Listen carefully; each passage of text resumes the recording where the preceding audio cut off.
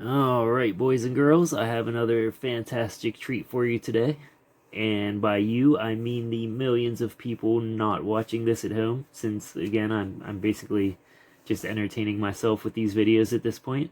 But in any case, today we have yet another G.I. Joe classified release, and that is Tripwire with Apsara, I'm not sure how you pronounce it, and MacLeod. I can't do a Scottish accent. MacLeod is not the name. I think that's the name of the dude from Highlander. Anyways, that was awful. I'm not sure. I should probably just delete that. So yeah. Anyways, we have Tripwire, who I'm not gonna lie. As much of a GI Joe nerd as I am, I don't really remember much about Tripwire. I mean, I remember the figure and the character very well, but I do not remember his like backstory and his biography. Now I still have all of my old like GI Joe bio cards that came with the original figures, um, but I did not dig out Tripwires because it is buried in a closet somewhere in a box, and I didn't feel like doing that. So I was not able to refresh my memory. If only there was some kind of vast online network of information I could have used to refresh my memory before making this video. But alas, I did not do that.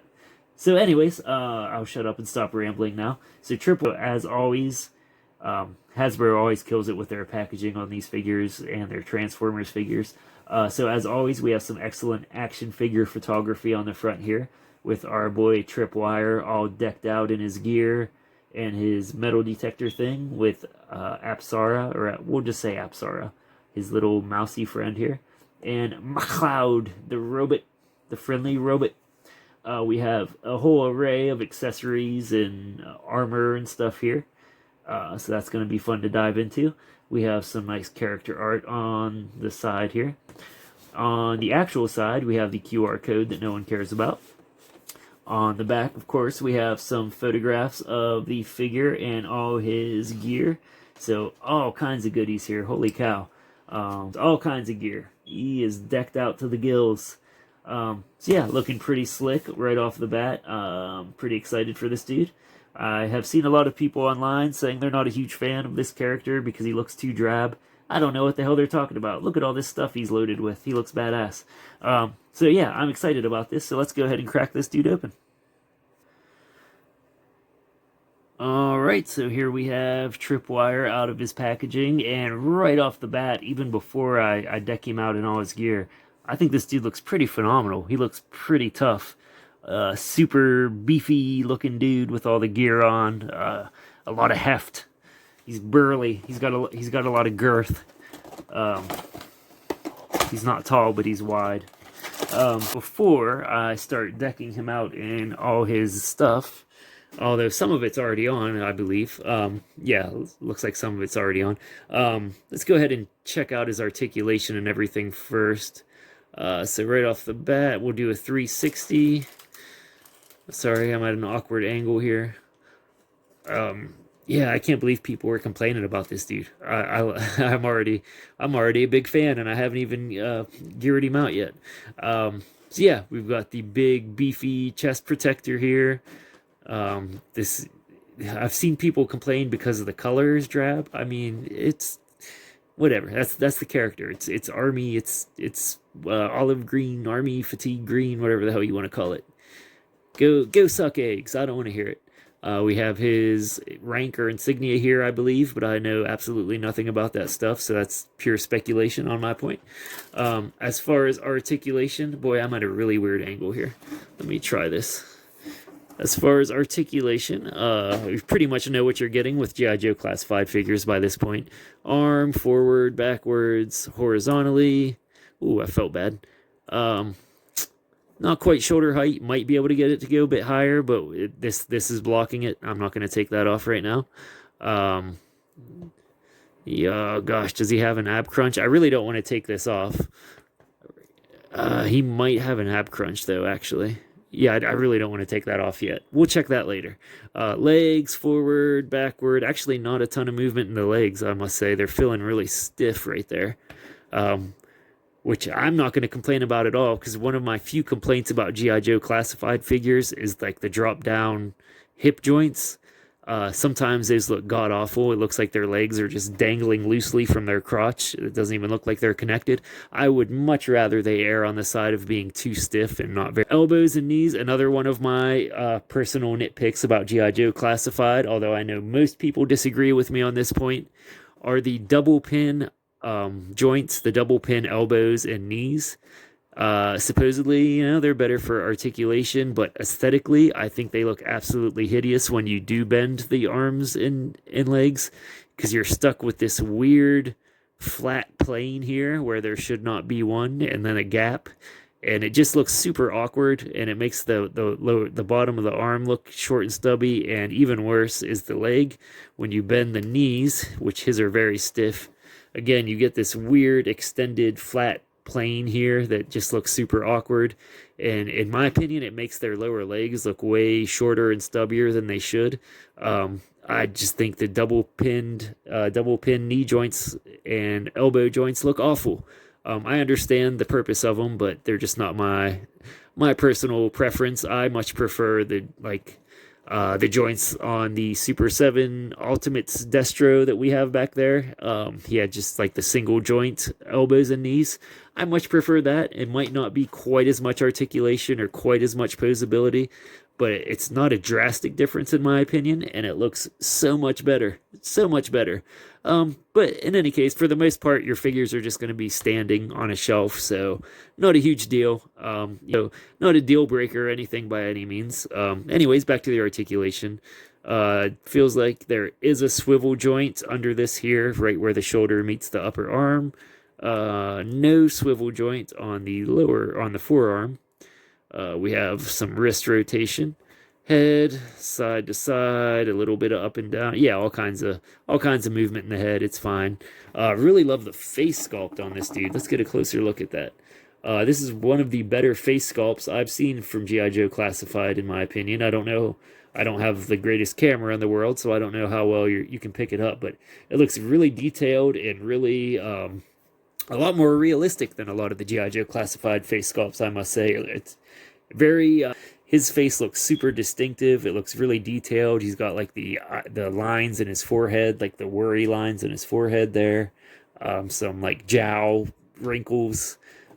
Pretty distinctive side part haircut here. So yeah, he looks pretty phenomenal without his helmet, I must say. Really, really big fan of that head sculpt.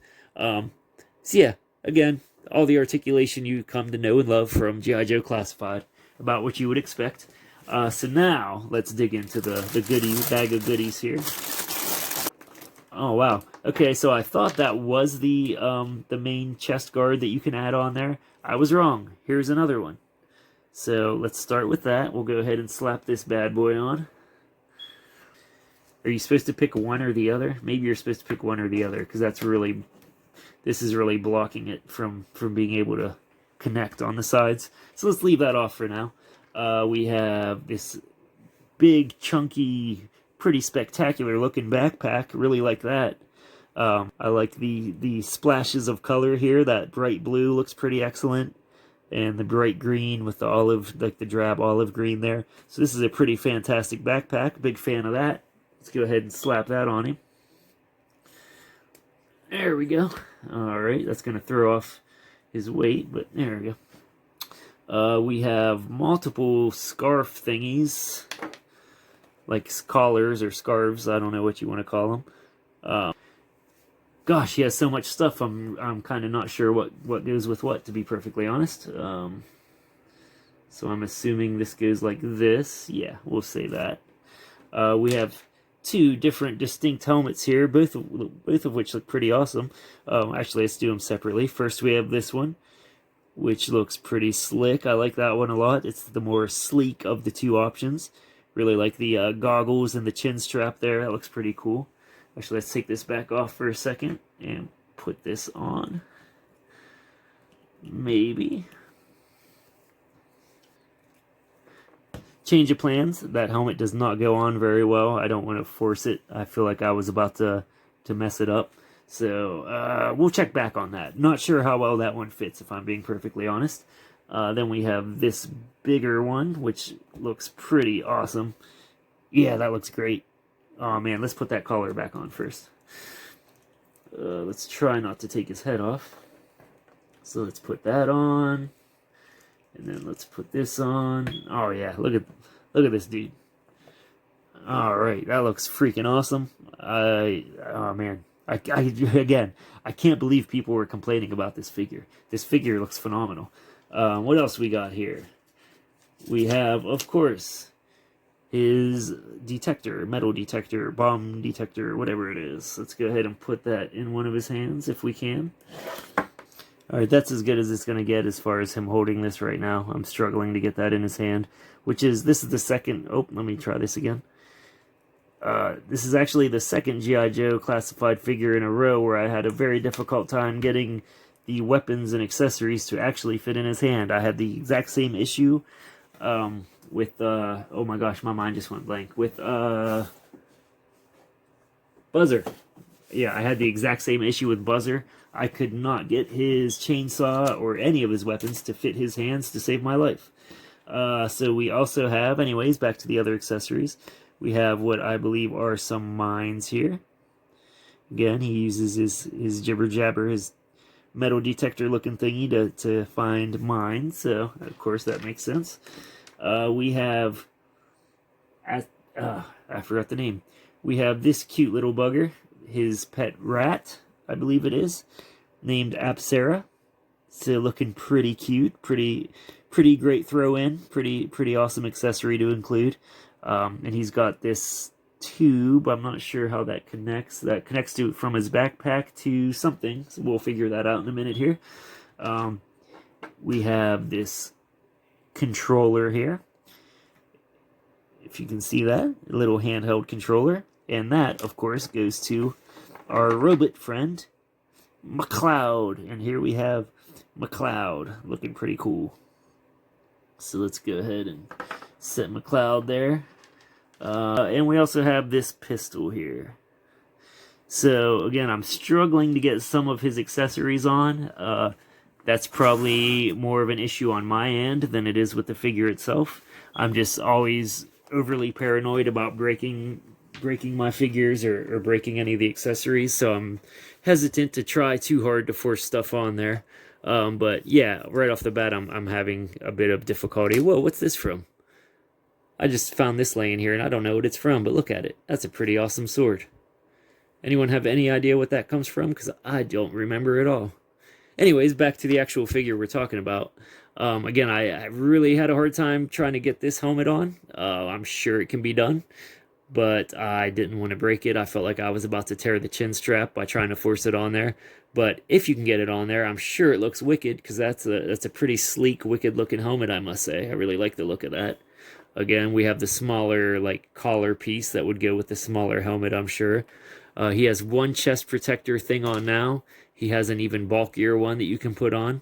Again, I tried to put it on over this, and that obviously did not work because that's too much. But either way, hey, let's just hold it up and pretend. Yeah, that one would also look awesome. So again, the figure itself, in my opinion, looks absolutely fantastic. He looks super awesome with this helmet. He actually looks really great without a helmet, surprisingly, which I did not expect. Tons of cool accessories here. I mean, this dude, for one of the smaller, like one of the normal price G.I. Joe classified figures, this dude really came with a ton of stuff. So again, McCloud in and of itself, pretty awesome bonus accessory there. You get a big old bomb sniffing robot looking pretty awesome, or bomb disarming robot, I should say. You got a couple of Claymore mines for him to stumble across, or whatever kind of mines those are. You have his awesome detector thing, which I just realized I'm an idiot. No wonder I couldn't get it. I was trying to put it in the wrong way, I just realized. Let's try this again. There we go. Now he's got, now he's holding on to his detector thing. That's looking pretty slick right there. Sometimes my brain just stops working for a little while and I forget how things work. So I was trying to put that in upside down like a moron. Let's go ahead and throw his pistol in his holster here. Let's try to figure out where exactly this tube connects. Alright, there we go. So we've got Tripwire and one of his two sets of bomb protection gear here with the big bulkier helmet.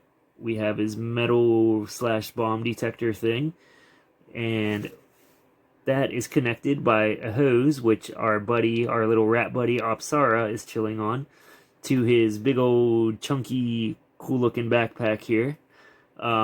This dude is freaking fantastic. Again, I'm not even a huge Tripwire fan, but in my opinion, this is one of the best G.I. Joe Classified figures that I've come across, and I have quite a few G.I. Joe Classified. Before this, I probably would have said my two favorite thus far were Scrap Iron and Copperhead. I thought both of those figures were excellent, but this dude is right up there, if not even a higher ranking. I think this dude looks phenomenal. He looks great. He looks way cooler than the original Tripwire, I must say. He looks like an absolute badass with all this gear on. He comes with, that's before, just the figure itself looks phenomenal. And then you factor in all the accessories he comes with. Again, 2 helmets, 2 collar pieces, 2 different distinct big chest protector things, a bomb disarming robot, a friendly rat friend, just a ton of accessories, and the figure itself looks great. So this is definitely, in my opinion, one of the better G.I. Joe Classified figures thus far. I feel like G.I. Joe Classified is really hitting its stride right now.